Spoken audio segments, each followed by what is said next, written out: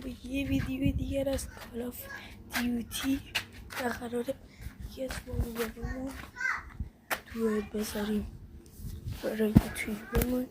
امروز اومدیم دوئل بذاریم، بریم واسه دوئل.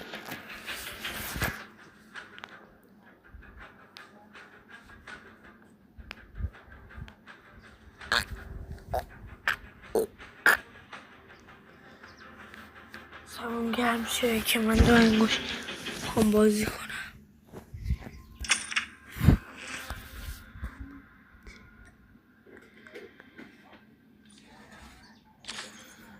بله خرید چیزا این چرته. خب بچه بریم داخلش. بتل که نه، چند تا از فالوورامون از بچه های ضعیفان پیار منن.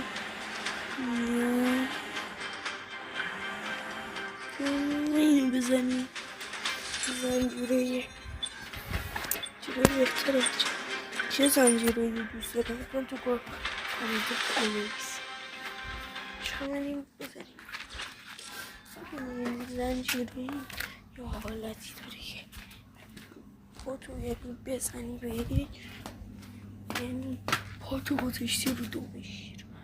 چون بچه ها سعی نکنید پلیه رو داخل زمینی این که آمادگیشو نداریم. زمین بریم.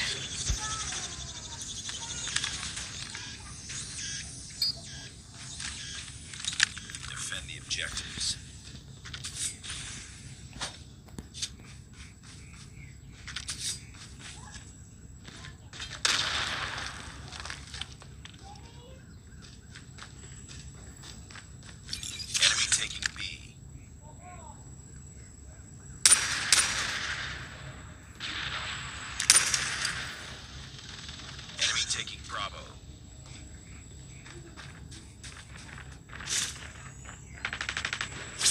Enemy in sight.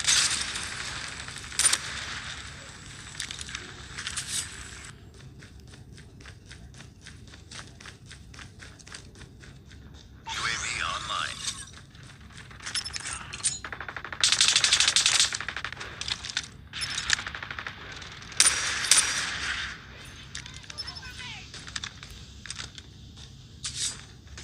Taking A.